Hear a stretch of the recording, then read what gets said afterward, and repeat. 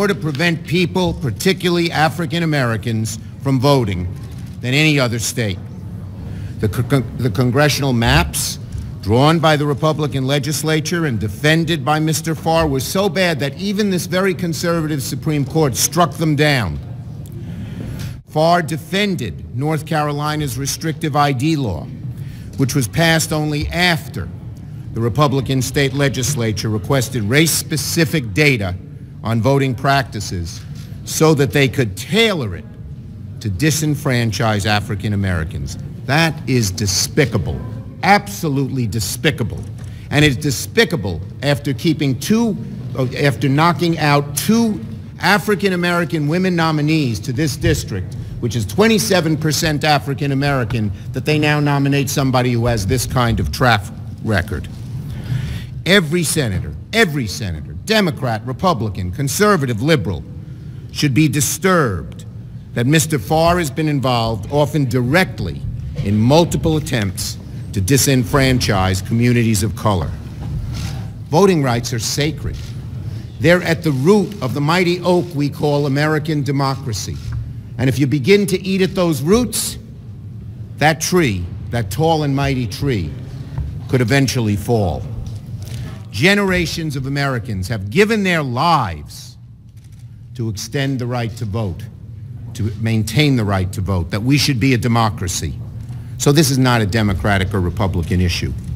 Taking away the voting rights of Americans, whatever race, creed, color, or party, or region, is despicable. And the nomination of Farr is despicable itself. As Stacey Abrams and Andrew Gillum, two champions of voting rights, said in a statement this morning, when it comes to the trifecta of voter disenfranchisement, voter suppression, racial gerrymandering, restricting of voting rights, Thomas Farr is sadly one of the most experienced lawyers in the country.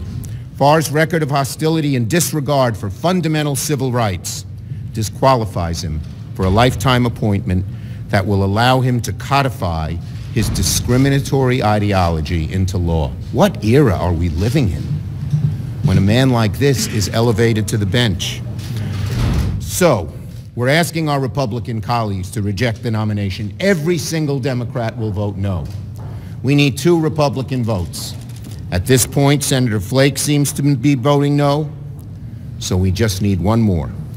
We hope that our Republican colleagues will rise to the occasion, listen to the words of Abrams and Gillum, and realize that a vote for Mr. Farr is a vote to institutionalize an ideology that believes certain American citizens have no right to vote.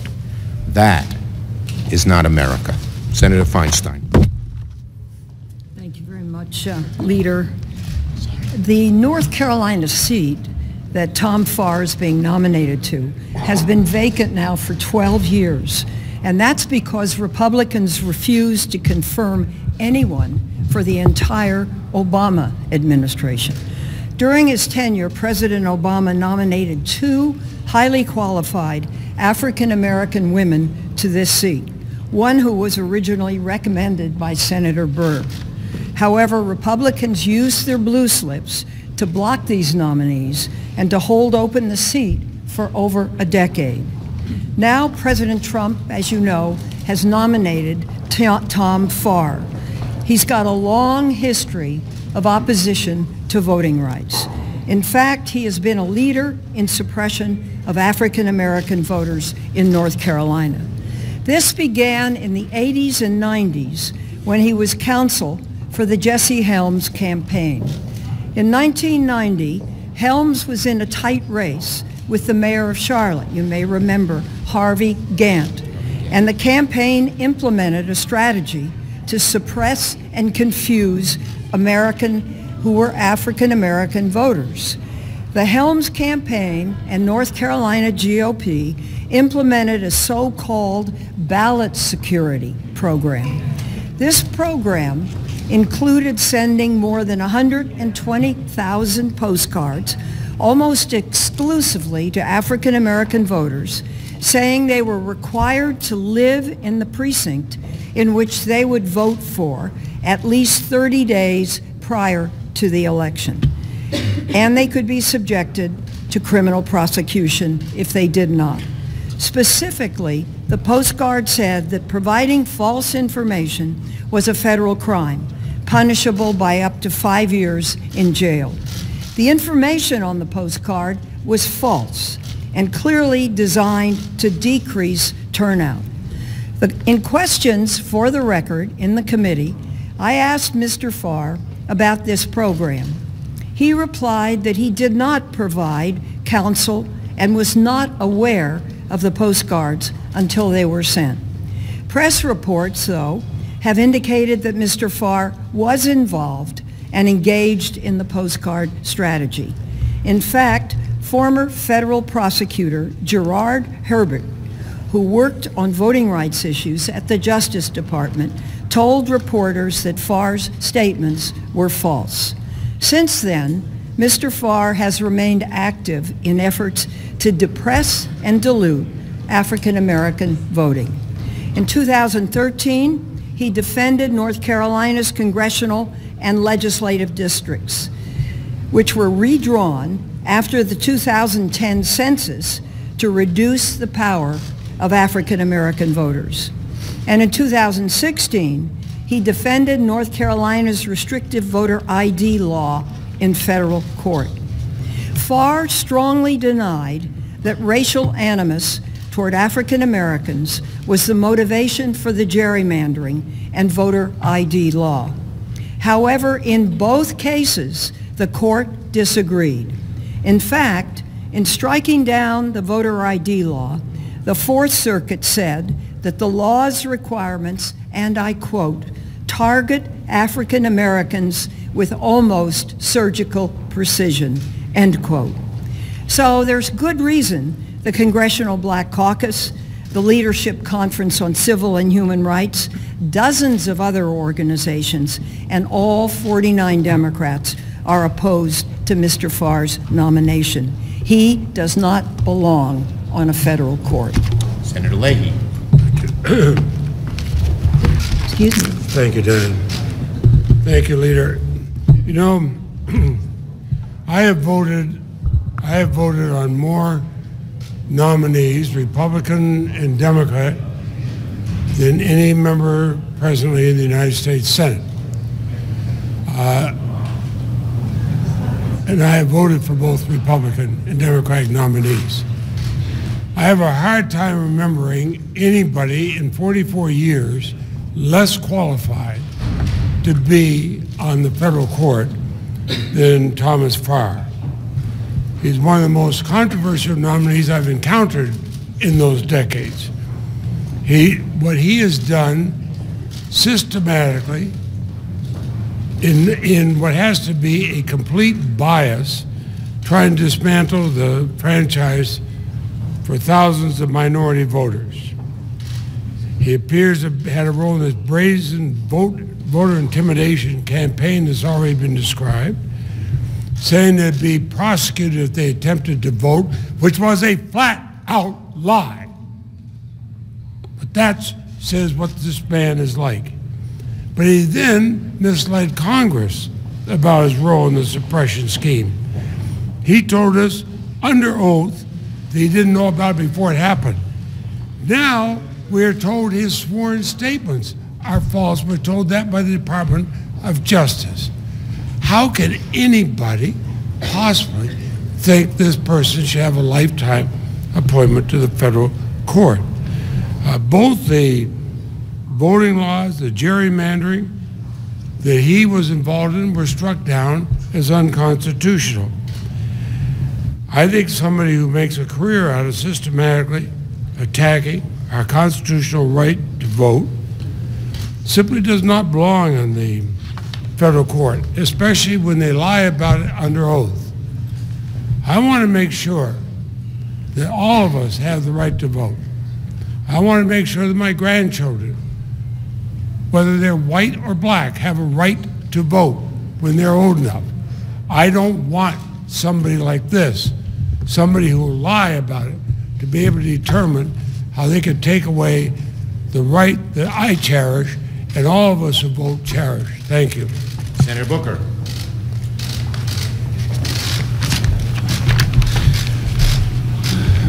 We're on the eve of a very difficult moment, I think, in the United States Senate, where we are moving to confirm someone who is deeply offensive to many folks in America, regardless of their political party.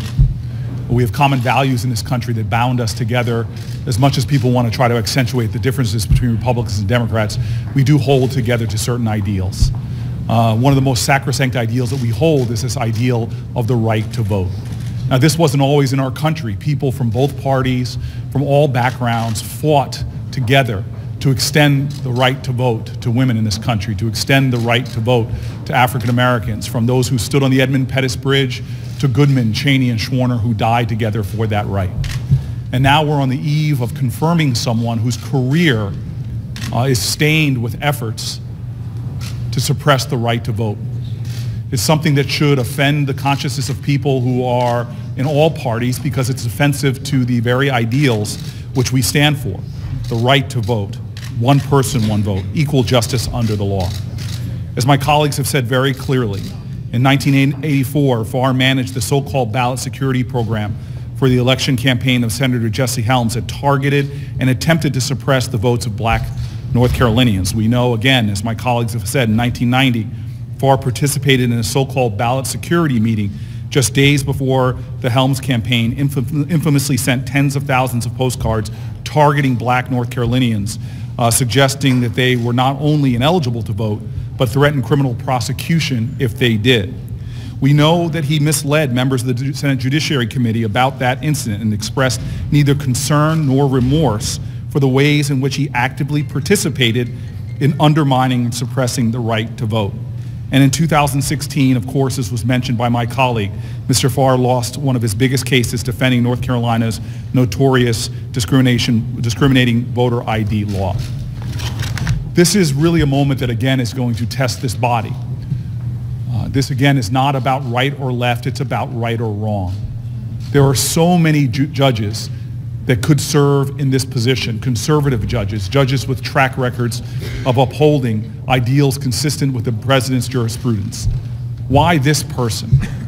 Why in a state in the Eastern District that is diverse, in a state with a sad history, like so many of our states, of voter suppression in the past, in a state where African Americans and others will come before him and begin to question the authenticity and the integrity of the judge and therefore the judicial system? We can go another way. We must go another way. Confirming this judge would be undermining the very faith so many Americans must have in our judicial system for it to operate with public trust, to be able to operate in a way that I believe so many fought and struggled to make it so. Thank you. Thank you. Last but not least, Senator Harris. Thank you. The way I see it, this nomination is about two components of our democracy that are frankly at stake.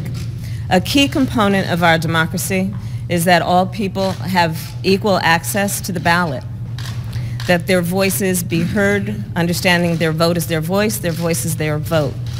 Any impairment, any attempt to disincentivize folks to vote is an attack on our democracy. So that's one point. And we know and we've heard the many examples of where Thomas Farr has attempted to prevent people from having access to the ballot and therefore exercising their right to vote. There's another component of our democracy that's at stake here. We designed a beautiful system of democracy, flawed though it may be. 3 co-independent, equal branches of government, co-equal branches of government, and a free and independent press.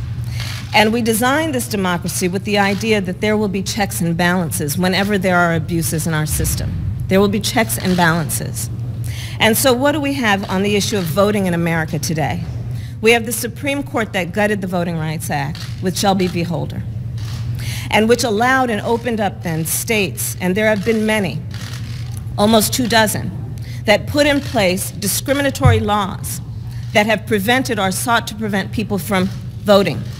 But then what happened? In the checks and balances, there is supposed to be a system where at the very least, when those states, through those state legislatures, impair individuals' rights to vote, cases can be brought to the courts to litigate the fairness of those laws. And indeed, post-Shelby, that has happened, where cases have gone to court, where there has been found, as you have heard, a court even said, surgical precision, a legislature with surgical precision sought to prevent black voters from access to the polls. So we had checks and balances in our system of democracy. And when they are working, our democracy works. But the problem with the Thomas Farr nomination is this. They're now attempting to put somebody who has demonstrated his ability and willingness to use the power of his position to interfere with people's rights to vote. They want to put him in the position of being in the role of what should be a check on the balance of power on the issue of voting. So what am I talking about? There is currently before the Eastern District a voting rights case. If he is confirmed, he potentially will be ruling on such a case. He who has a demonstrated track record of participating in those very laws that have discriminated against specific segments of our population, and in particular African Americans. So this is an issue that is about, are we going to have a democracy that, one, gives all people access to the polls, but two, that provides checks and balances so that when there are abuses by any branch of government, the other branch can check them. Thomas Farr is not that person based on his record who will put a check on any legislature's attempt to discriminate against any specific population in terms of their access to the ballot. And then there is another point with this, which you have heard. This particular seat was held open for 12 years. There were two people appointed, two different people appointed to that seat. One who is a career prosecutor, who is the chief of the appeals division of the U.S. Attorney's Office, which is a division of the United States Department of Justice, and they didn't bring her forward. Separately, another nominee who serves as a justice on the Supreme Court of the state of North Carolina, and they didn't bring her forward. And now they want to bring this person forward. And there should be some recognition among our colleagues of the history of not only voting rights in our country, not only the history of the system of democracy we designed in terms of the need for checks and balances, but also some recognition of the history of this particular seat, both in terms of those who have been nominated before and did not get a fair process, and then putting this fellow on who has a history in this specific state of suppressing votes. We can do better than this. Our colleagues can do better than this. There are many talented people in the state of North Carolina who are well situated and suited to be nominated to this position. Let's do better. Thank you, Kamala. Questions? President Trump appears determined to get $5 billion for his border wall in the spending bill. Would Democrats agree to that sum spread out over 2 years? I believe three things. Number one, we are for strong border security. The bill we originally put together in 2013 had $40 billion, and we are for strong border security. We've made numerous proposals. Number two, the $1.6 billion for border security negotiated by Democrats and Republicans is our position. We believe that is the right way to go. Third, if there's any shutdown, it's on President Trump's back. First, left to our own devices, the Senate and House could come to an agreement. Second, the Republicans are in control of the presidency, the House, and the Senate. A shutdown is on their back. Stick to the $1.6 billion. Yes. Do you think that the $5 billion request by the president is unreasonable? They haven't even spent the $1.3 billion. They haven't spent a penny of the $1.3 billion they requested in last year's budget.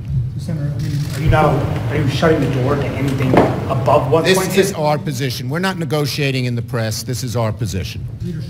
Yes. Senator, among other things that's hanging in the balance is the Farm Bill. It seems to be hung up over wildfires in California and the response to that. Is a deal in the works? Yes, we're making good progress on the Farm Bill. Senator Stabenow is working very hard with Senator Roberts.